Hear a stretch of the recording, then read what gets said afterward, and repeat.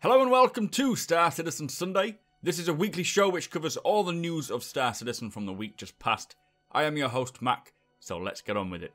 So this week, the AopoA Nox gives us a little nudge. We learn more about CitizenCon, plus we get to see how the cargo mechanic is shaping up. So on Around the Verse this week, we were in the LA studio for their update. They say they're closing out on final features for 3.0 and Squadron 42. Narrative is knocking out component descriptions for 3.0 plus working on some NPC voice packs. They have recorded 2,800 lines for generic NPCs so that they don't all say the same thing to us. They're also walking through the 3.0 locations, creating lists for props and set dressing just to bling up the environments and bring them to life. As part of the 3.0 release, they're introducing the cargo mechanic, and they've wrapped up developing the cargo grids inside the ship. So these will have visual elements for transporting commodities and will be represented by stacks of crates. It does look very, very cool, and I'm looking forward to this definitely coming into the game. They did say you will also be able to place loose items and vehicles into the cargo grids as well. But beware though, as this will limit the amount of grid space that you will have for bot or scavenged commodities. By bot, I'm assuming they mean the auto loading of cargo. Engineering has finished up implementing the solar system content to ensure that outposts, planets, space stations, etc. are all in the correct planetary grid at all times. For example, Grimhex is now located in the grid for Yella. Designers can now edit, save and export a level while in the level as well, so it's much quicker than before, which will save a lot of time getting it set up. They've reworked the handling of vehicle internal damage states, making it significantly easier to set up and debug. The damage will change on the cumulative state of the ship, so obviously as it loses life, then you'll start to see different states inside the ship. IFCS has had a change as well, eliminating bottlenecks on the server. They have finally updated the quantum drive to 2.0. This will also auto-close all the doors when engaging quantum travel to stop things and people falling out during the travel, which is obviously very needed. This results in a smoother quantum drive ready for design and art to tweak, plus for UI to create a much more realistic feel. The Aurora has gone through a final art check as well. All remaining is the bug checking, the designing, implementation, animation update, sound effects and visual effects, which sound like a lot but shouldn't take them too long. They've also established 14 different skins for designers to utilise, and we saw the Hello Kitty one. Yeah, I probably won't be using that one, but it's good that they're getting these other skins in. The Terrapin is finalising the grey box phase. They're setting up now the exterior hierarchy, polishing the proxies, baked and migrated animations, plus polishing the interior geometry for cockpit and habitation. They have now handed it to tech design, and it looks great, especially the cockpit cover. I do like that. It looks like you can just drive it into anything. They say that they're updating the ship stats page. It's now finalised, now being updated on the website. I have had a look. So far it's not, but hopefully this next week it'll come. TechArt are reviewing releases to identify code and content fixes to improve performance. Tac Animation has reduced the time it takes for scenes to load into Maya down to about 82%, which is amazing. The female transfer mesh has been completed and the male transfer mesh has been massively updated. These meshes are used to automate basic skinning of all characters. Spending time perfecting the mesh allows for a higher quality and more accurate deformation, or in much less time as well, so it's highly important. They fixed the eyelids to stop them looking very strange. Must say I don't even know if I noticed it in the first place. But the team has been knocking out countless character costumes for both Squadron 42 and Star Citizen. In production is a female character. The OMC undersuits have finished in-game modelling, now heading to texturing. And there's plenty of Levski characters. Civilians and miners are currently being textured and will soon head over to rigging and implementation. Now, because we're in a modular armour system, they are reworking some of the legacy UEE and pirate armours to bring them up to the current standard. This allows them to be swappable with all the assets, so that's exciting. I'm looking forward to being able to mess around with our armour and pick and choose which pieces we want. They've also got a multitude of styles of hair coming for the upcoming releases, starting with a select group for 3.0 and then obviously iterating on that.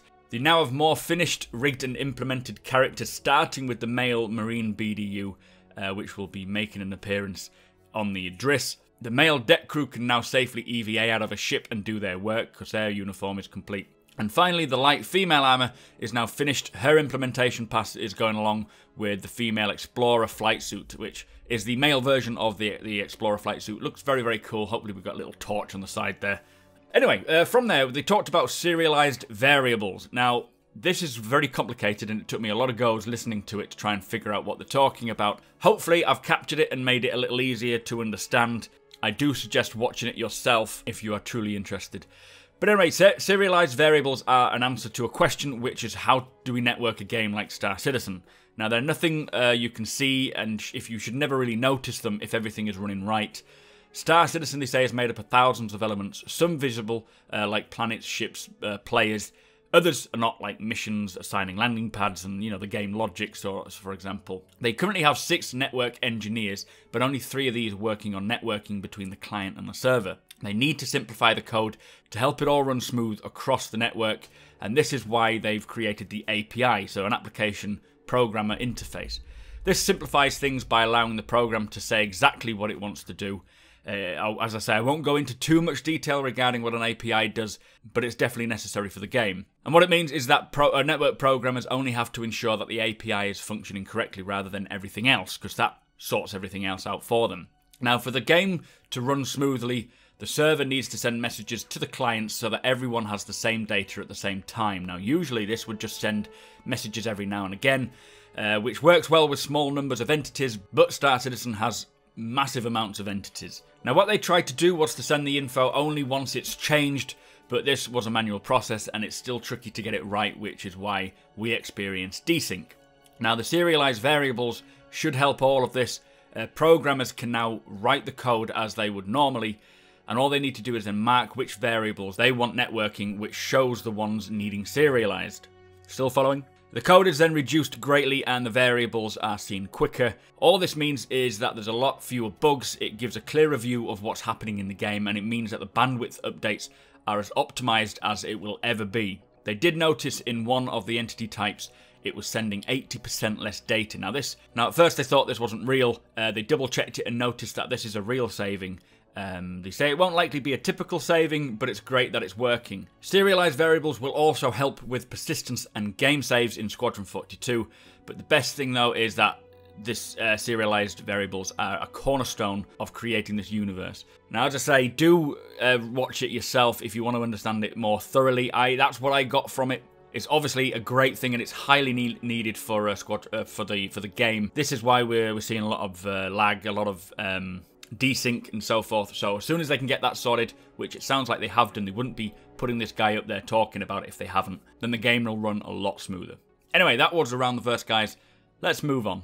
So, CitizenCon has finally been announced. Now, this is the annual birthday celebrating another year of Star Citizen's existence. This year, it will be held in Frankfurt at the Capitol Theatre on Friday, October 27th. Tickets for the event will be sold in 150 batches and go on sale as followed. So, for the first 150 will be on the 1st of July at 7 PM CEST, which is about 6 PM BST. Available to only concierge and subscribers. The second 150 will be at 11 o'clock CST on the same day, so that's about 10 PM BST. Also only for concierge and subscribers. Now the third batch, or the third 150, will be on the 2nd of July at 7 PM, available to all backers, and the fourth batch, which is about 200 tickets, will be at 11 PM on the same day for the remaining backers. Now this post explains and clears up a lot of questions that you may have about this. I will be going provided I actually manage to get the ticket, so I hope to see you there, guys. Do let me know if you plan to go.